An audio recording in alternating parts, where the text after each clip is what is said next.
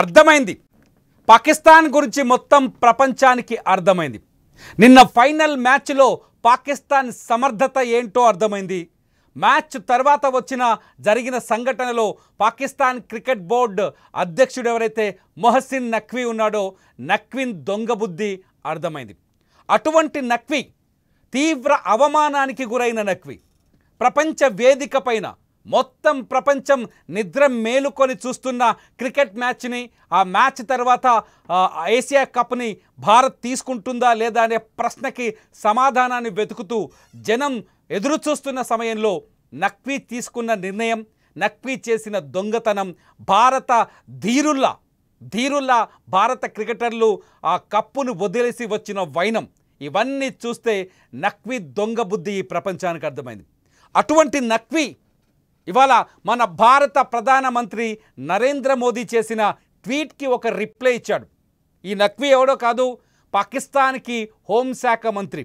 ఇంకా చెప్పాలంటే భారతదేశం పైన ఉగ్రవాదాన్ని ఉసిగొల్పుతున్న హోంశాఖని నడిపించే దుర్మార్గుడు, సెమీ ఉగ్రవాది కూడా ఈ నఖ్వీ. ఈ నఖ్వీ వల్లే ఏషియా కప్లో ఇండియా పాకిస్తాన్ మ్యాచ్ వివాదాస్పదంగా మారుతూ వచ్చింది. ఇండియా పాకిస్తాన్ మధ్య ఎమోషన్స్ రైజ్ కావడానికి కారణం కూడా ఈ నఖ్వీ. ఇప్పుడు మళ్ళీ అదే తప్పటడిగేశాడు నఖ్వీ.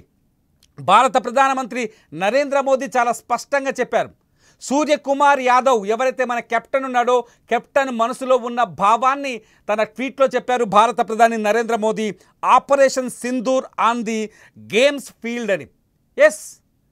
ఎస్ మీరు తుపాకులు చూపించినప్పుడు, ఆపరేషన్ సింధూర్ సమయంలో మీరు క్రికెట్ దుస్తులు వేసుకొని, జెర్సీలు వేసుకొని రోడ్లపైకి వచ్చి ర్యాలీలు చేసినప్పుడు, మీ ట్విట్టర్లో భారతదేశం పైన విద్వేషాన్ని వెళ్ళగక్కినప్పుడు, పహల్గామ్ దాడిని ఒక్క పాకిస్తాన్ క్రికెటర్ కూడా ఖండించనప్పుడు, పైగా భారతదేశ ఆపరేషన్ సింధూర్ని అవమానిస్తూ ఫోటోలు, మీమ్లు తయారు చేసి భారతీయుల మనోభావాలని దెబ్బతీసినప్పుడు నొప్పి కలగలేదా? ఇవాళ నొప్పి వచ్చిందా? రాస్తాడు నఖ్వీ. భారత ప్రధాని నరేంద్ర మోదీ ట్వీట్కి రిప్లై రాస్తాడు, యుద్ధం మీ గర్వకారణానికి కొలమానమైతే పాకిస్తాన్లో మీ అవమానకరమైన ఓటములను చరిత్ర ఇప్పటికే నమోదు చేసింది. ఎప్పుడురా నాయన, ఎప్పుడు నమోదు చేసింది? ఎప్పుడు చూసినా భారత్ని, ఎప్పుడు చూసినా పాక్ ఉచ్చపోసుకుంది.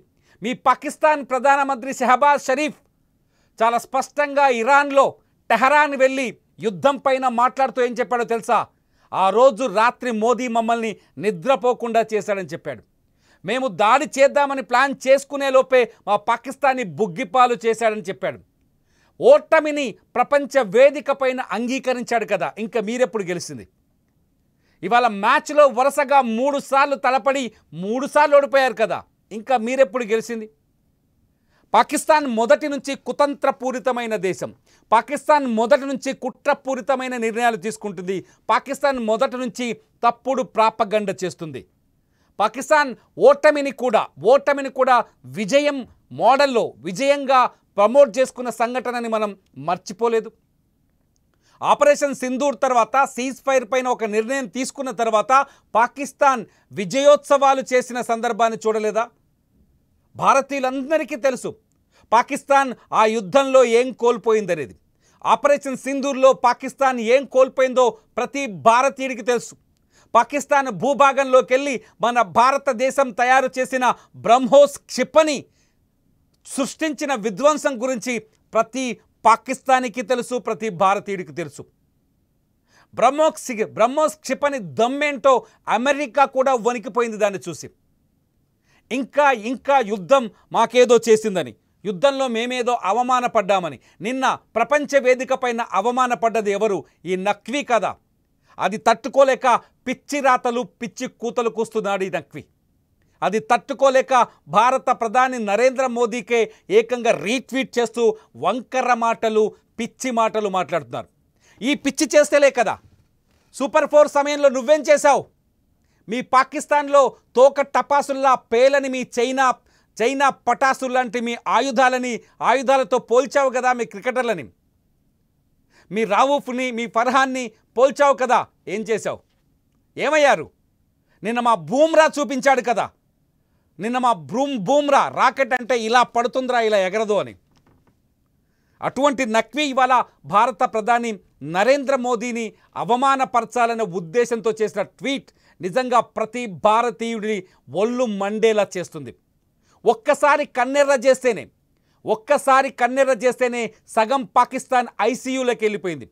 ఇప్పటికీ భారతదేశం ఆపరేషన్ సింధూర్ సమయంలో భారత వాయుసేన చేసిన దాడుల నుంచి పాకిస్తాన్ కోలుకోలేదంటే నమ్ముతారా? ఇవాల్టికి కూడా కోలుకోలేని స్థితిలో ఉంది పాకిస్తాన్.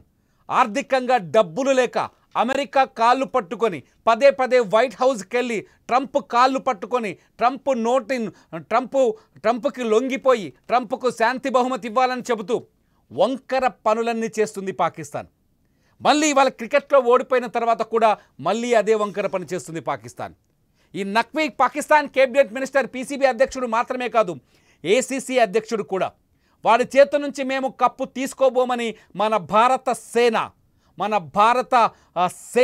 భారత క్రికెట్ టీం చాలా స్పష్టంగా ప్రకటించింది. నక్వీ చేతులను చూస్తే మాకు మా పహల్గామ్ దాడిలో ప్రాణాలు కోల్పోయిన అమాయకుల రక్తం కనిపిస్తుంది. ఆ రక్తాన్ని మేము ముట్టుకోలేమని టచ్ చేయలేమని చెప్పింది భారత క్రికెట్ టీం. అందుకే ఆ కప్పుని, ఎంతో ప్రతిష్టాత్మకమైన కప్పుని 9 సార్లు గెలుచుకున్న 9వ ఏదైతే ట్రోఫీ ఉందో ఆ ట్రోఫీని అక్కడే దుబాయ్ మైదానంలోనే వదిలేసి వచ్చింది. తొడగొట్టి గెలిచాంరా అని మీసం మెలేసి తిప్పి తిరిగి ఇండియాకు వచ్చింది భారత టీం. ఆ కప్పును అక్కడే వదిలేసి వెళ్లాల్సిన ఈ మహసిన్ నక్వీ అనే ఈ దొంగతనంగా కప్పుని సంకలో పెట్టుకొని పాకిస్తాన్కి పారిపోయాడు. ఇది ప్రపంచం మొత్తం అతని పైన ట్రోల్ చేస్తుంది, ప్రపంచం మొత్తం అతన్ని నిలదీస్తుంది, ప్రపంచం మొత్తం అతన్ని ప్రశ్నిస్తుంది. క్రికెట్లోకి రాజకీయాలు అక్కర్లేదు, కరెక్టే. కానీ మీరు చేసిందేంటి? ఆపరేషన్ సింధూర్ సమయంలో మీరు చేసిందేంటి? అందుకే కదా మేము షేక్ హ్యాండ్ ఇవ్వండి. ఆపరేషన్ సింధూర్ సమయంలో మా భారతదేశాన్ని, మా భారత భూభాగాన్ని, మా యుద్ధాన్ని, మా ప్రధానిని మీరు అవమానించలే? క్రికెటర్లుగా ఉన్న మీరు అవమానించలేదా? క్రికెటర్లుగా ఉన్న మీరు అవమానించారా లేదా? మీ షాహిద్ అఫ్రిది అనే ఒక మాజీ క్రికెటర్ చెప్పిన మాటలు ఒకసారి వినండి. మీరు ఎక్స్ట్రాలు చేస్తున్నారా అని మీకు బుద్ధి చెప్పిన మాటలను ఒకసారి వినండి. మీకు చెప్పిన మాటల్ని ఒకసారి వినండి. అటువంటి పాకిస్తాన్ ఇవాళ మళ్ళీ భారత ప్రధానమంత్రి నరేంద్ర మోదీ జోలికి వచ్చే ప్రయత్నం చేస్తుంది. పాకిస్తాన్ కేబినెట్లో ఉన్న మంత్రి ఏకంగా భారత ప్రధానికి రీట్వీట్ చేసి అవమానకర రీతిలో ట్వీట్ చేయడాన్ని ఈ భారతదేశం జీర్ణించుకోలేదనే విషయాన్ని మర్చిపోతుంది పాకిస్తాన్. ఇంకా దుబాయ్లో కొట్టిన దెబ్బ సరిపోలేదా? సరిహద్దుల్లో కొట్టాం, పారిపోయారు. మీ పాకిస్తాన్ భూభాగంలోకి వచ్చి కొట్టాం, నలిగిపోయారు. ఇప్పుడు దుబాయ్లో కూడా కొట్టాం. ఇంకా ఏం కావాలి? నక్వీకి ఇంకా ఏం కావాలి? గెలుపు మాదైన పథకం తీసుకొని పోయావు కదా నక్వీ. గెలుపు మాదైన ట్రోఫీ తీసుకొని పాకిస్తాన్ పారిపోయాడు కదా ఈ